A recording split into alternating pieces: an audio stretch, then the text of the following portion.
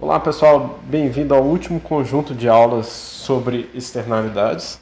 Então a gente vai ver aula 9.1 e 9.2, tá? Vou finalizar o assunto de externalidades e na aula passada nós vimos um exemplo clássico, né, do uso de duas firmas e das funções de lucro dessas duas firmas para tratar da questão da solução de externalidades por meio da internalização de propriedade, né?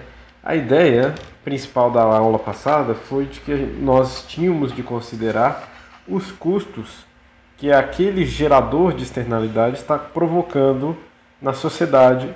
Lá no caso do exemplo, era na firma Pesqueiro, tá ok? Então consultem lá a aula 8.1. Bom, agora aqui vou falar na aula 9.1 sobre um outro paradigma, talvez mais fácil, para a gente tratar de externalidades e tentar medir os seus efeitos também, tá? Eu sou o professor Vitor Sena, esse é o primeiro semestre de 2020, embora estejamos aqui no ano de 2021, em fevereiro, tá? Quando eu estou gravando essas aulas. Vamos lá ver então. Aqui estou com o slide pronto, vou mostrar para vocês. Então essa é a aula 9, tá? Está chamada aqui externalidades, oferta e demanda, porque a gente vai usar o paradigma da oferta e demanda para obter as externalidades, tá? Então é o paradigma de equilíbrio parcial que vocês tanto conhecem, todo mundo usa bastante oferta e demanda, a gente vai usar eles também aqui para a questão de externalidades, tá? Vamos ver qual que é a diferença quando a gente está usando isso. Externalidade negativa, né, nessa perspectiva, externalidade positiva também nessa perspectiva, né? Na aula 7 eu tratei dessas questões. Vamos falar um pouquinho de equilíbrio geral combinado com externalidades, que é o tópico 4, exemplos e conclusões, tá? Junto com essas conclusões eu acho que tem mais exemplos. Essa parte aqui é até maior, eu vou dividir essa parte aqui na aula 9.1 e essa parte aqui na aula 9.2, tá? Então vamos lá. Então, na última aula nós vimos um gráfico, se vocês lembrarem bem, que utilizaremos mais na aula de hoje, tá? Aquele gráfico do slide 14, né, que era o benefício marginal de poluição, que caía assim, e o custo marginal da poluição para as firmas pescadoras, nos lembra muito uma oferta e uma demanda, não é isso? Então a gente vai usar esse paradigma hoje. Em verdade, a produção de externalidades pode ser vista por meio do equilíbrio parcial. Então, o modelo de mercados de equilíbrio parcial pode ser utilizado aqui. Tá? Os esquemas de oferta e demanda podem ajudar a visualizar uma externalidade negativa e uma externalidade positiva. Então, para quem ainda não pegou muito bem o que é uma externalidade negativa e uma externalidade positiva, espero que todas as suas dúvidas sejam sanadas nessa aula aqui, tá? Para isso, a gente vai precisar identificar o que nós chamamos de custo marginal social, tá? Ou benefício marginal social também, dependendo da situação, tá? Que são diferentes do custo marginal e do benefício marginal privados. Então, quando as firmas estão operando, quando as pessoas estão operando, elas estão só visualizando custo privado, tá? Ou benefício privado. Aqui a gente vai contrapor benefício social. Então, essa questão de social, né, barra privado, aqui para externalidades é muito importante. É preciso distinguir qual que é o efeito social de uma determinada atividade econômica e qual que é o efeito privado, tá? Então todo o problema da externalidade é que os efeitos privados, os benefícios privados podem ser no saldo, os benefícios são maiores do que os custos, tá? Mas na perspectiva social nem sempre os benefícios são maiores do que os custos. Pode ser o contrário, na perspectiva social os custos são maiores do que os benefícios sociais. E aí, no caso, é uma externalidade negativa, tá? Bom, vamos ver mais um pouquinho. A externalidade negativa gera custos marginais sociais maiores do que os custos privados. Tá? Então, a característica mais importante aqui mudar a cor. A característica mais importante da externalidade negativa na questão de oferta e demanda é que a quantidade de equilíbrio de mercado, tá? Estou representando essa quantidade aqui por Q estrela, tá? Essa é a do mercado livremente funcionando. É maior do que a socialmente desejada, que eu estou representando aqui por Q', tá? Então tem outros livros que vão adotar outra forma de representação, tá? Então tomem cuidado aqui com isso, tá? Tem alguns livros que vão usar a social como a social ótima, né? Então seria Q estrela seria a social ótima e colocaria Q' para privado ou de outra maneira, tá? Eu estou usando isso aqui. Então repare que Q estrela é aquele privado que você acharia no equilíbrio sem consideração de externalidades, tá? E a quantidade socialmente desejada é essa aqui, tá? Em palavras, né? A quantidade que a sociedade deseja é menor do que o mercado está produzindo, tá? Por quê? Considerando esses custos sociais, tá? Que são reais e mensuráveis, tais como custos sociais ambientais e de saúde, pela poluição, além de outros tipos de externalidades, todas elas geram perda peso morto, tá? Então vamos ver aqui no esquema simples de oferta e demanda, tá? Eu vou deixar primeiro a demanda fixa aqui, tá? Então essa demanda está em vermelho, vamos deixar ela parada aqui. Vou considerar essa aqui uma demanda privada para um determinado tipo de bem que produz externalidade, tá? Nesse semestre aqui vamos usar o plástico. Tá? Plástico é uma questão importante, né? Na verdade, a externalidade do plástico aí é mais a forma de descarte, né? Tem uma questão importante que eu preciso falar aqui, que o plástico ele tem diversos valores, e aquele plástico muito leve, plástico de garrafas PET, o plástico bem fininho, aquele plástico leve, ele geralmente tem um valor muito baixo no mercado e às vezes nem compensa reciclá-lo para algumas cooperativas de reciclagem, tá? Porque não compensa o custo de transporte, tá? Mesma coisa acontece um pouco com o vidro. O vidro pode ser até pior, porque o vidro, além de ser muito barato, o preço que se paga pelo vidro já utilizado e descartado, ele é muito pesado, o que torna o transporte do vidro também muito caro, né? E precisa de triturá-lo, é caro beneficiar o vidro também, tá? Só que o vidro é menos problema do que o plástico, né? Porque o vidro na natureza ele fica inerte, tudo bem, ele fica lá parado, vai ficar feio, vai ficar poluindo, mas o vidro existe na natureza, né? Não sei se vocês já viram. Quando eu editar o vídeo eu vou colocar. O vidro acontece como um fenômeno natural. Às vezes um raio atinge uma praia, né, onde tem bastante areia e sílica, e esse raio transforma aquela areia em vidro, né? Fica uma coisa bem curiosa, assim, parece um vidro com um formato cheio de espinhos, assim, parece um raio mesmo, né? Uma parte do raio que ficou solidificada ali em formato de vidro na praia. Esse é o vidro natural que a natureza faz, né? Então, quer dizer, a própria natureza fabrica vidro, né, em condições raras e excepcionais. Porém, o plástico não, né? O plástico ele vem principalmente a forma que a gente usa mais, né? Esse plástico leve também de sacolas plásticas também é outro caso importante. Ele vem do petróleo, ele vem do beneficiamento do petróleo, né? Do polímero. Então, o plástico, o problema é descartar e como ele fica no meio ambiente, né? Então, pequenos pedaços de plástico atrapalhando os corais, etc, etc. Tá? Tem muita pesquisa sobre esse assunto. Bom, o que acontece, né?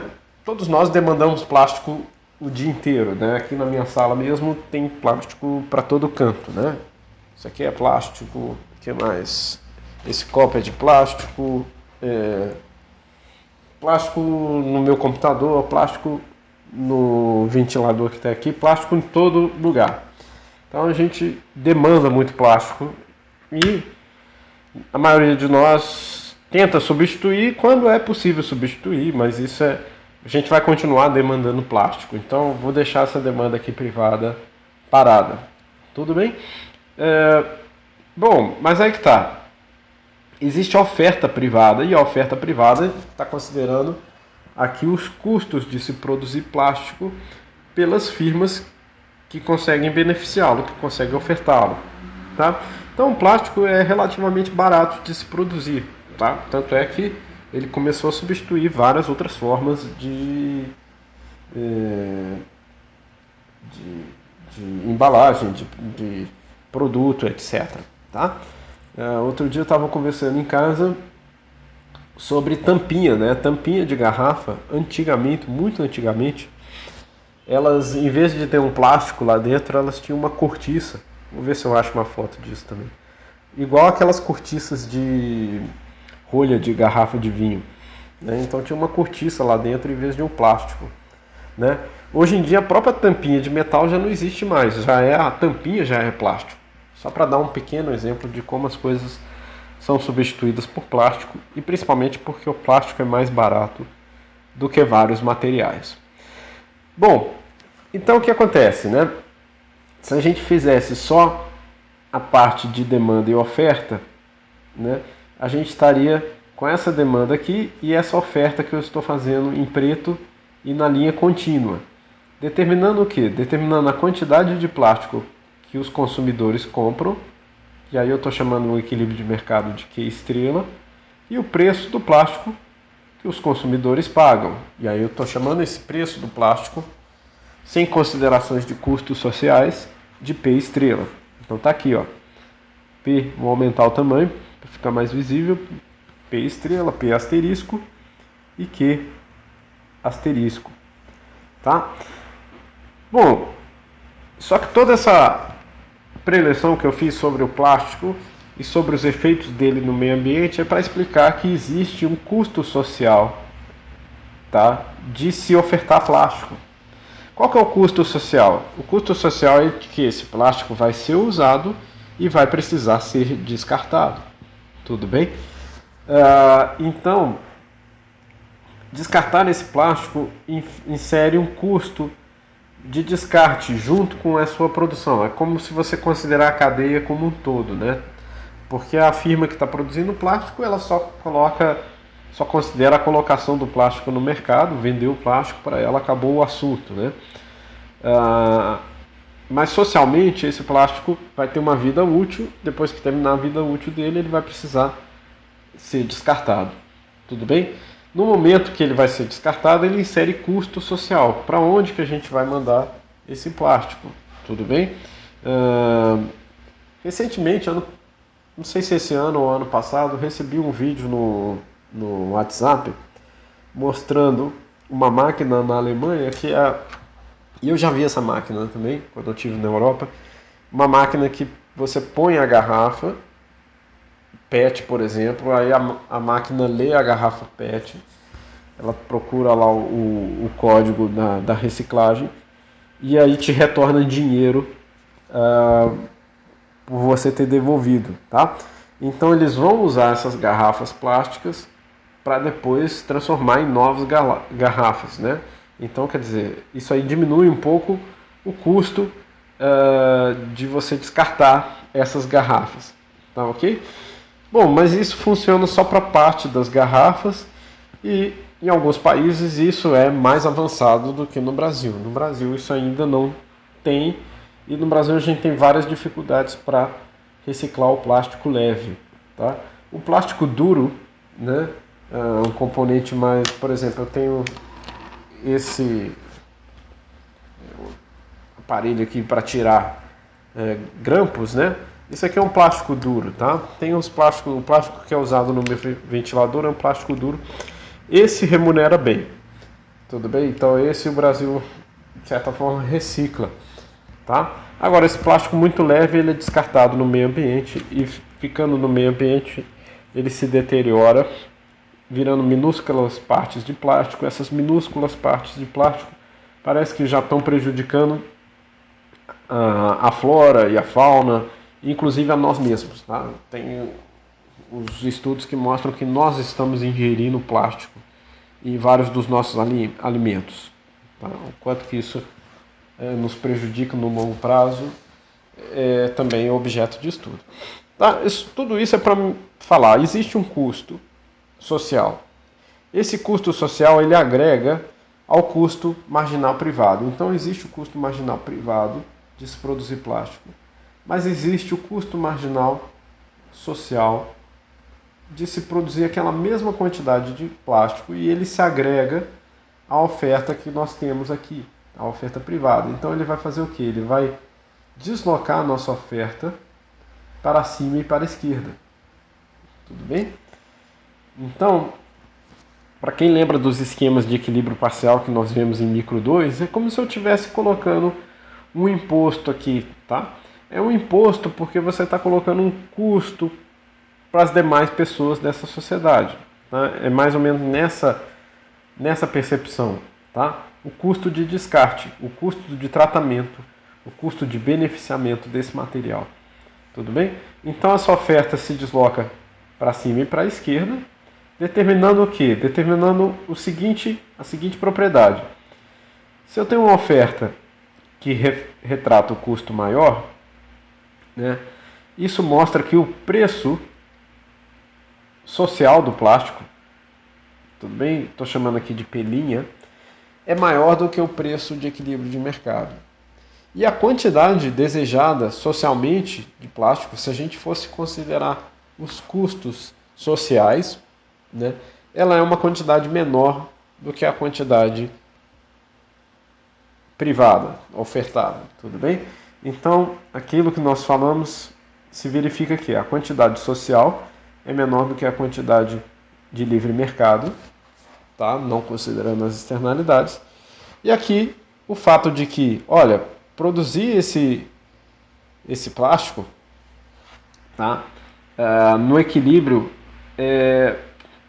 nós estamos pagando de fato um preço maior. Esse preço maior é em que valor? É esse valor aqui, ó. Tá? Estou agregando um custo, é o custo social de se produzir mais plástico. Tá? O custo de descartar esse plástico adequadamente. Tudo bem? Então o que acontece? Assim como existe a perda peso morto, no caso do imposto, aqui também existe uma perda peso morto no caso da externalidade. Tá? Só que, por que o triângulo está do lado direito aqui? O triângulo está do lado direito porque o que de fato acontece é esse aqui, estrela. Tá? O mercado produziu essa quantidade de plástico. Tudo bem? Mas o custo que realmente existe para a sociedade é esse. Tudo bem? Depois esse plástico aqui vai dar um trabalho para ser descartado, ou se ele for deixado no meio ambiente, ele está agregando custos ao meio ambiente, está agregando custos de prejuízo ambiental posterior. Tudo bem? Até um prejuízo estético também. Tá? Então, você tem esse custo sendo agregado aqui à quantidade de plástico que é hoje produzida. Tá? Então, outra maneira de ver é esse preço aqui somado ao preço de mercado que já vigora hoje. Tudo bem? Então, uma maneira muito simples é pegar quanto que está custando uma garrafa plástica hoje. Tá? Pegar uma garrafa bem barata. Então, pegar 40 centavos. Tudo bem? Uma garrafa PET, por exemplo. Só a garrafa, tá? Sem nenhum conteúdo dentro. Então, ela está custando isso. Mas quanto custa depois você pegar essa garrafa e manejá-la da forma correta, de maneira que ela não cause prejuízos, né? Não cause maiores custos. Tá? Então, manejar essa garrafa da maneira correta acrescenta um custo social, digamos que de 50 centavos. Tudo bem? Então, o preço de mercado dessa garrafa é 40, mas o preço social é 90, quase R$1. Tudo bem? E esse preço social pode ser medido de diversas maneiras. Vou falar de mais exemplos para frente. Por exemplo, mas só o fato de existir um serviço de coleta pública para pelo menos pegar aquela garrafa e jogar ela, mesmo que seja num depósito ou num aterro, já é um custo social. Tá? É o custo social de fazer o despejo daquele produto já utilizado. Tudo bem? Se for um beneficiamento mais apurado, aí o custo ainda aumenta. Tá? Então, é desse tipo de custo que nós estamos falando aí. É esse custo que existe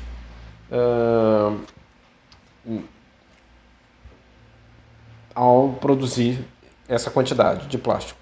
Tá? Parte desses custos também, só dando uma ideia aqui, podem ser até maiores se as previsões dos ambientalistas mais radicais se confirmarem. Né? Tipo, isso aí pode matar os corais nos oceanos, por exemplo. Tá? Isso pode acabar com a fauna marinha, por exemplo. Tudo bem? Então, acabando com essas coisas, o custo para nós no futuro vai ser muito maior, porque a nossa vida vai ficar muito mais difícil, muito mais escassez de diversos materiais, diversos produtos, né? E uma vida mais pobre no futuro, digamos assim. Tá? Então, existe esse custo também, mais difícil de ser medido, mas também faz parte aqui do que nós estamos falando. Tá? Então, se conseguirmos medir esse custo, que eu estou chamando aqui de C, tá ok? Tá aqui já representado, né? Tá bem clarinho. Mas se a gente consegue medir esse custo, é toda a questão da externalidade negativa, tá? Como é que a gente vai colocar? A gente vai agregar o preço social, é igual ao preço vigente no mercado, mais esse custo da quantidade produzida de plástico. Tudo bem? Possui tradução muito simples, né? O preço social é apenas o preço de mercado mais o custo marginal social por unidade. Aí você vai pegar o tanto de unidades que é produzido, né? E multiplicar esse custo marginal social para obter o quanto que está custando ali, né? Seria mais ou menos essa conta aqui que eu estou fazendo. Desculpa, esse aqui é o que estrela.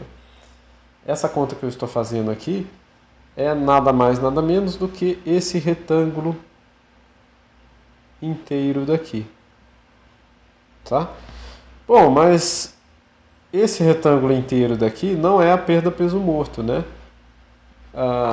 Por quê? Porque uma parte estaria sendo apropriada pelos consumidores, tá? Afinal está se produzindo mais plástico a um preço mais barato, e outra parte estaria sendo apropriada pelos produtores, tá? Na verdade, aqui os produtores envolvidos na atividade de mitigação dos efeitos do custo social do plástico, tá? Se eles estivessem recebendo esse preço social. Então, suponha que o governo está pagando uma compensação de preço social para limpar o plástico aí das cidades, né, dos estados brasileiros ou até do mundo inteiro. Algumas pessoas envolvidas com a atividade de reciclagem desse plástico, de apropriação desse plástico, né, estão recebendo parte do benefício.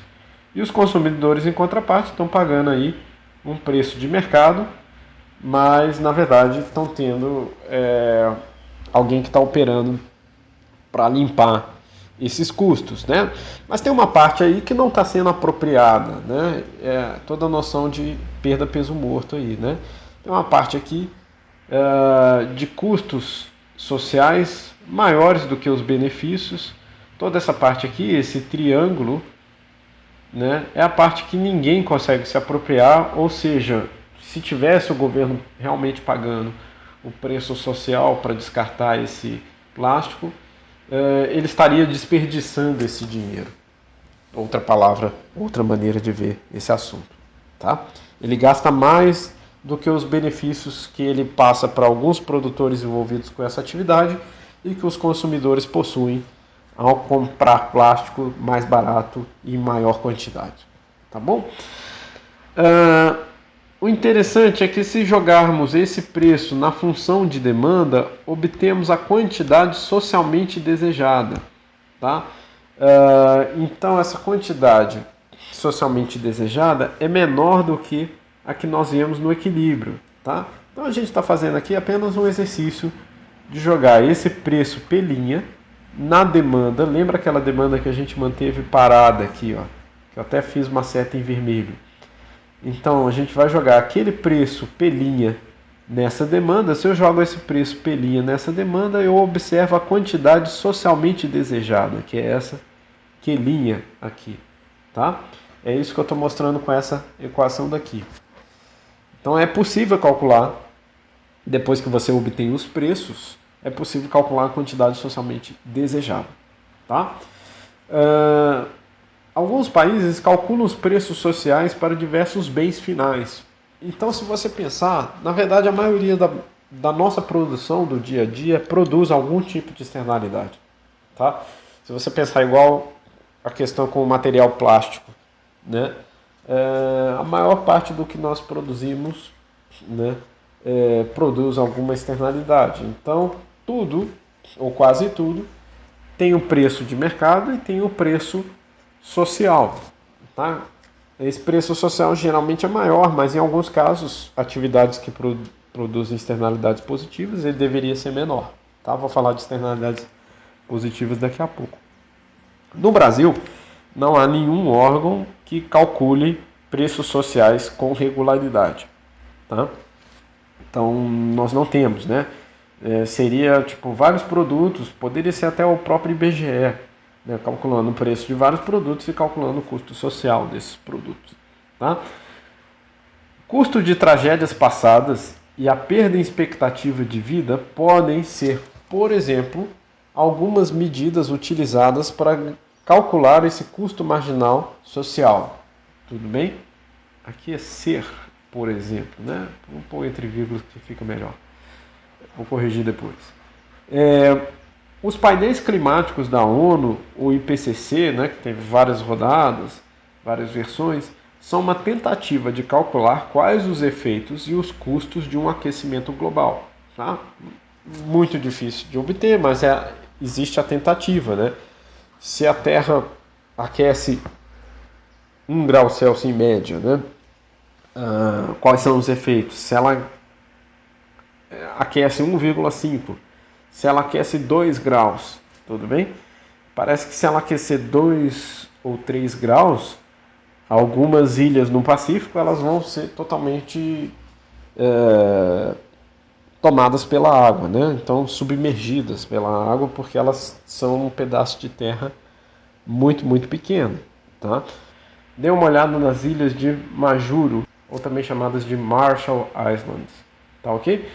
É só um pedacinho de terra cercado por oceano dos dois lados. Se o nível do oceano eleva só um pouquinho, todo aquele pedaço de terra onde as pessoas moram vai ser submerso.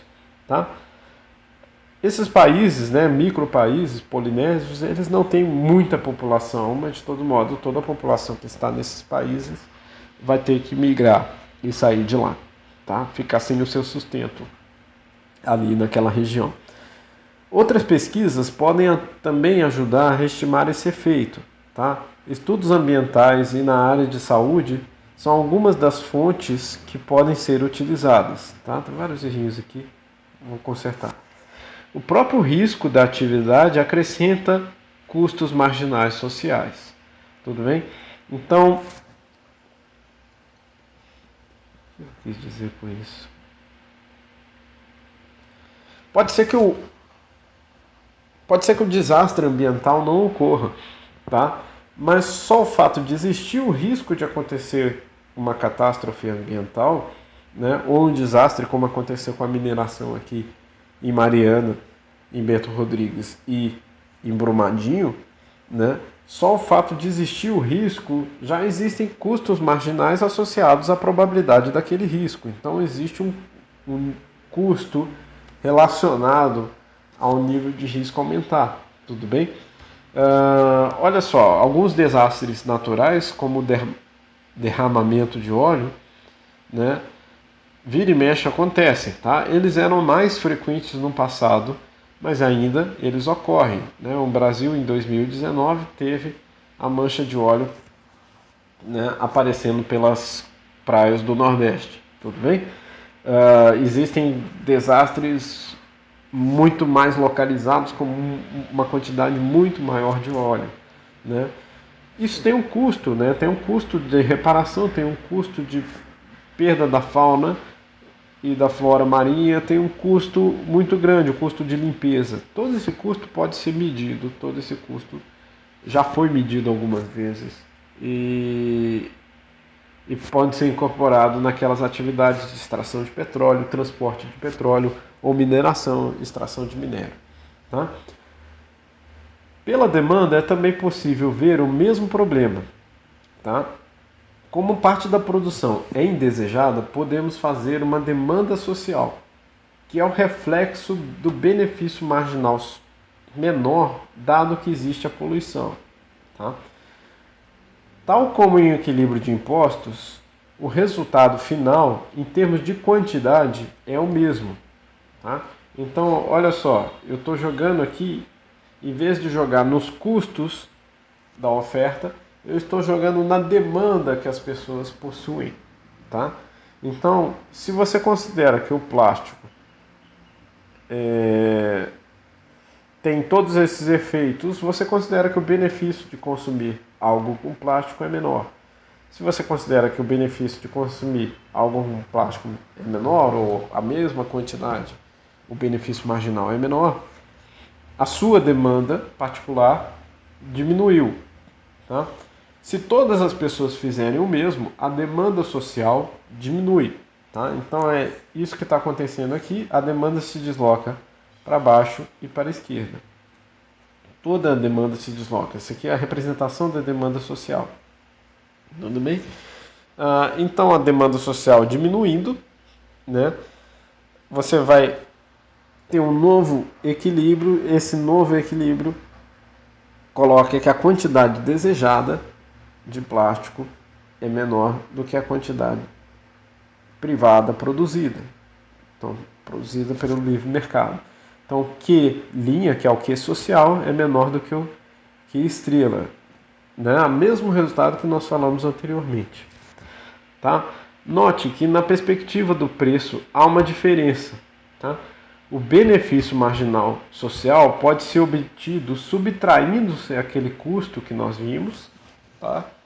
Custo de se ter tal quantidade de plástico no meio ambiente, do preço de livre mercado. Então, esse benefício marginal social, que eu estou chamando aqui de B', é o preço de mercado menos C. Tá bom? Então, ele está aqui, ó. O benefício de ter essa quantidade toda de plástico é muito menor. Tá? Então, quando você considera os custos, é um benefício muito menor. Aí, tá bom? P' está aqui. Tá? Isso equivale a fazer o que nós já obtivemos antes. Né? Se você tem uma elasticidade para saber o quanto que os consumidores podem reduzir da quantidade demandada, você consegue calcular esse Q' social que nós estamos falando. Tá ok? Deixa eu melhorar aqui. Ok. Além disso, uma boa estimativa da oferta da indústria, em particular do custo marginal, também produz esse mesmo resultado. Então, se você tem jogar esse benefício marginal social na oferta privada do mercado, você também consegue obter a quantidade socialmente. Essa ótica também dá para ver a perda peso morto. Tá? Assim como nós obtivemos uma perda peso morto quando jogávamos o custo na oferta, também obtemos essa perda peso morto ao visualizar que o benefício marginal social é menor do que o preço que está em vigor no mercado para aquela quantidade que estrela. Tá? Então nós temos um benefício menor. tudo bem? Os consumidores estão pagando de fato algo mais caro do que eles recebem ao considerarem os benefícios. Então, do que eles recebem liquidamente ao considerar os benefícios marginais. Tudo bem? Então, essa é a lógica por trás aqui. Tá? Na aula 10, nós vamos entender por que essa questão de redução da demanda por parte de todos os consumidores é tão difícil. Na verdade, envolveria, né, todos nós chegarmos e falarmos assim, não vou consumir isso aqui porque isso aqui é material plástico. A minha própria mesa digitalizadora aqui que eu uso para escrever é material plástico. Então, quer dizer, de forma alguma você consumiria vários materiais que possuem plástico. Né? Você teria que usar substitutos, né? E muito mais do que você usa hoje em dia. Tá? Se todas as pessoas fizerem isso, realmente a demanda social por plástico diminuiria.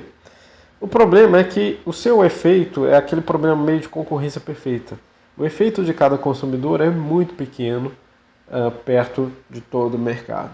Tá? Então, é uma lógica de boicote, digamos assim, mas a lógica de boicote geralmente não funciona para quem viu teoria dos jogos. Né? Desviar, no caso, onde você tem um ganho muito, muito pequeno, não há muito incentivo você desviar. Né? A gente chega num equilíbrio de Nash, onde adotar o comportamento onde você desconsidera os custos sociais é melhor. Tá? Então, na aula 10, onde eu vou falar de tragédia dos comuns, isso vai ficar mais claro. Tá? Para terminar essa aula de agora, vamos falar de externalidade positiva. Externalidade positiva simplesmente inverte o sinal. Repare que nós obtivemos um preço social maior do que o preço privado, quando jogamos o custo lá na oferta, né? E um preço privado, um preço de mercado, maior do que o benefício marginal. Então, se a gente fizer essas duas continhas que estão aqui, né, a gente obtém o custo de produção daquela externalidade por cada unidade do produto, né? No caso aqui do exemplo que eu estou usando, do plástico. Tá? A externalidade positiva produz o resultado contrário da externalidade negativa. Ou seja, o mercado livre produz uma quantidade de equilíbrio aquém daquela socialmente ótima. Então, Q estrela, né, o Q de mercado, é menor do que o Q linha, que é o Q ótimo social. Tá? Em outras palavras, o mercado produz menos do bem que produz a externalidade positiva. Né? Aqui a gente tem que corrigir. Várias coisinhas para corrigir nessa aula. Externalidade positiva. Igualmente, podemos usar o equilíbrio parcial para analisar esses casos. O mais simples é que a demanda social é de fato maior do que a demanda privada. Então, a demanda que nós temos para algo que gera externalidades positivas é maior do que a demanda privada. Tudo bem? Então, vamos ver aqui, ó. Você tem uma demanda maior do que a quantidade privada ou a demanda privada. Esse é o caso das vacinas, muito mencionado, né? Vacina, ao se vacinar, né? Podemos aí vacinar por conta do vírus, né? Que causou a pandemia do ano passado e tudo mais, né? A pandemia do Covid-19. Então, ao tomar a vacina, você está se imunizando, então você tem um benefício privado, tudo bem? Mas ao tomar a vacina, você está imunizando também parcela da população, mesmo que essa parcela da população seja ínfima, né? Então, ao se vacinar, você está beneficiando outras pessoas que moram com você, é um benefício mais imediato, né? E pessoas que não moram com você, mas moram próximo ou têm contato com você. Então, a vacina serve como um benefício privado, mas ela serve como um benefício social também. Então, ao considerar o benefício social, a demanda por vacina é de fato maior do que aquela que se considera benefício privado. Então, a gente pode colocar aí, né? Tem um grupo muito maluco aí de pessoas que é contra a vacina, né? Os anti-vax, né? Nunca vi grupo mais maluco do que esse, né? Mas, enfim.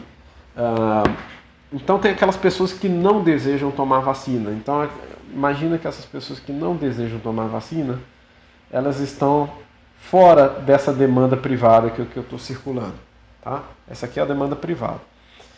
Mas o ideal é que essas pessoas que não querem tomar vacina também se vacinassem, porque se elas tomarem, elas estão beneficiando não a si mesmas, não só a si mesmas, mas também a outras pessoas, tá? Ainda mais se esse grupo for muito grande. Se o grupo de pessoas que não querem se vacinar for muito grande, né, o benefício social de vacinar a essas pessoas para garantir uma imunidade maior é ainda maior, tudo bem? Então, existe uma demanda social para vacinar mais gente, tudo bem? Então, a demanda social por vacinas é geralmente maior do que a demanda privada, tá? Então, é por isso que se você deixasse a demanda, ou melhor, o mercado de vacinação apenas pelo mercado privado, você teria uma quantidade de vacinação menor do que aquela quantidade que se tem ao permitir, ao considerar também o benefício social. Tudo bem? Nesse caso aqui, né, a maioria dos países adota que o governo vai encampar esse benefício social e prover a vacina de graça para os cidadãos. Aí tem uma outra consideração que a gente pode falar, que isso vai ficar um custo para o governo elevado, tá? Posso representar aqui nesse gráfico daqui a pouquinho. Mas o benefício social é que dá essa quantidade desejada socialmente maior do que a quantidade de mercado. Então, não há dúvida, se você deixasse a vacinação só a cargo de clínicas privadas, por exemplo, muita gente não ia se vacinar. Muita gente não se vacinando, a eficácia da vacinação diminui. Tá? Então, existem benefícios sociais. Tudo bem? Essa perspectiva pode ser colocada também na curva de oferta. Tá? Na externalidade positiva, a sociedade, repare que a sociedade está disposta a pagar um preço pelinha pelo bem que é maior do que está sendo ofertado no mercado. Tá?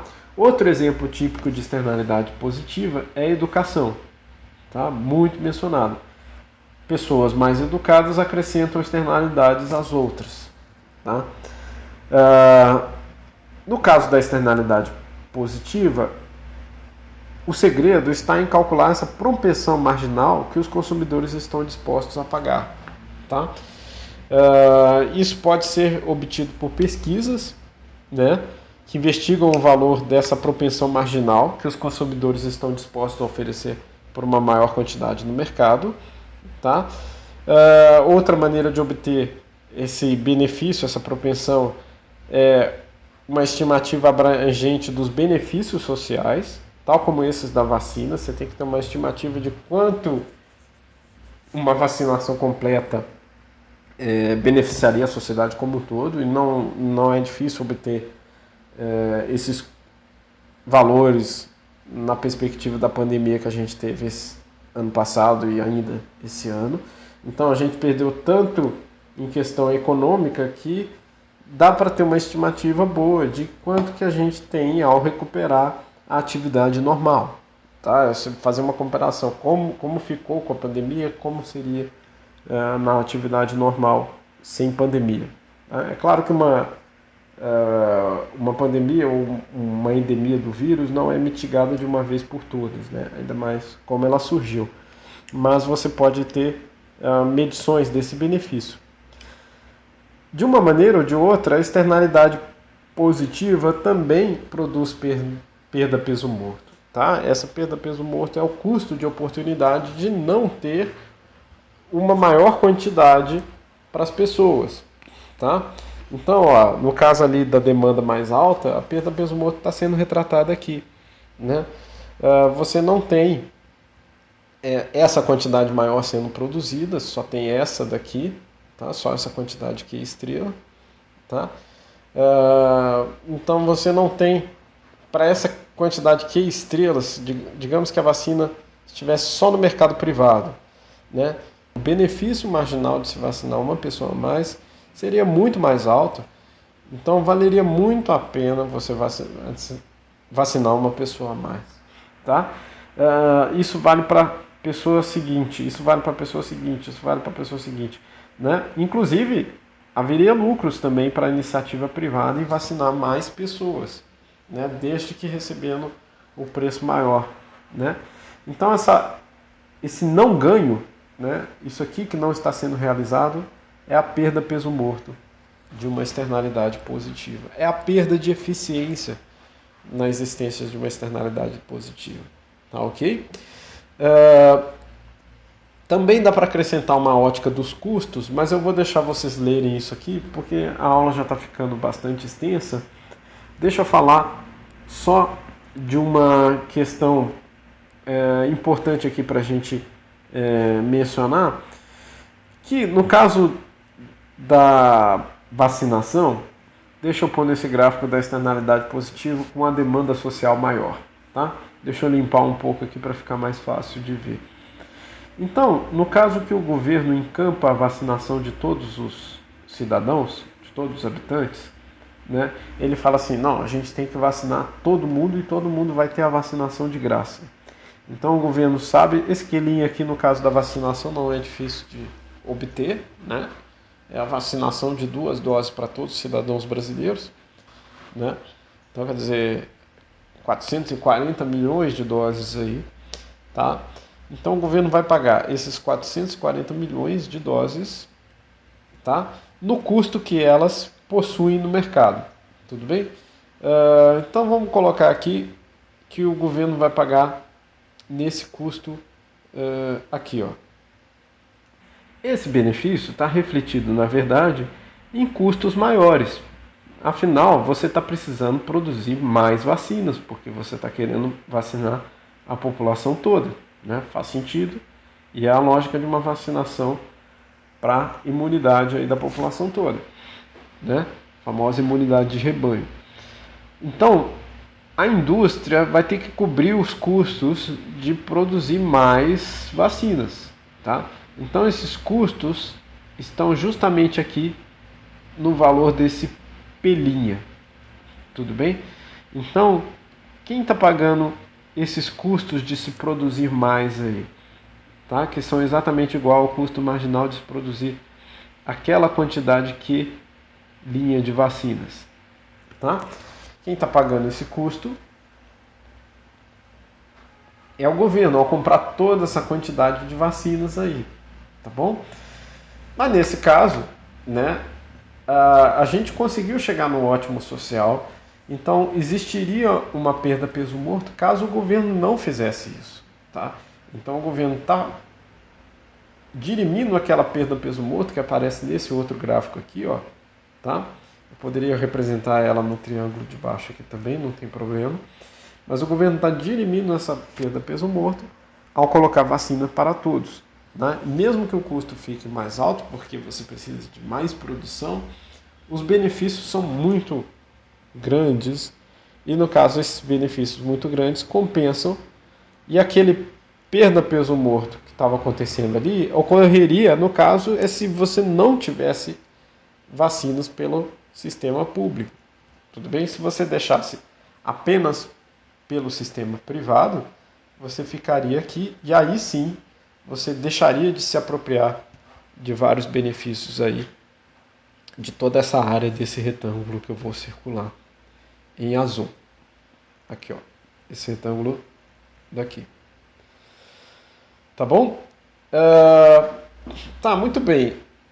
Fica caro para o governo, né? Esse retângulo é muito grande, por isso que eu falei aquela questão de caro também, né? Isso é muito custoso, tá bom?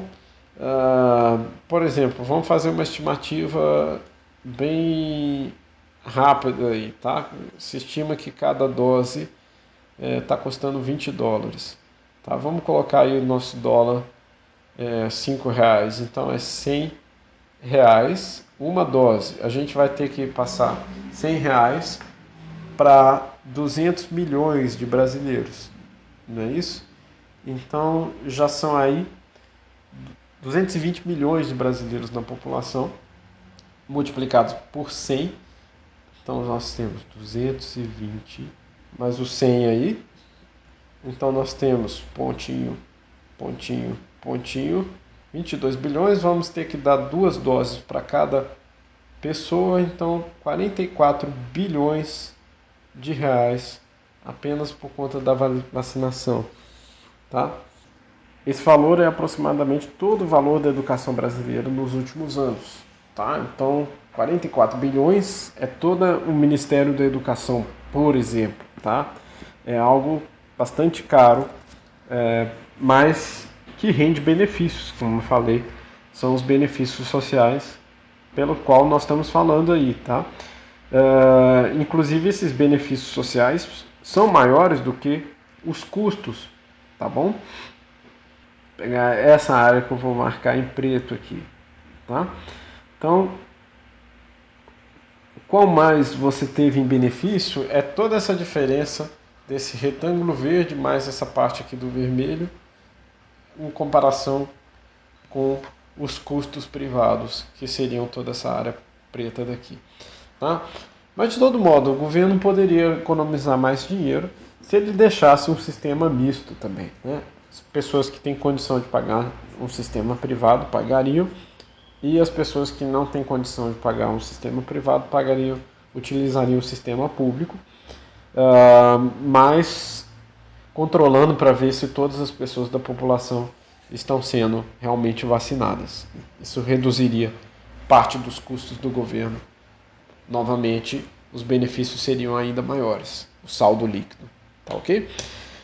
Bom, vou terminar essa aula na próxima. Então, 9.2 a gente vai falar um apanhado de equilíbrio geral para externalidades, um assunto mais difícil, e alguns exemplos a mais e as conclusões, tá bom? Então, até a aula 9.2. Até lá. Tchau, tchau.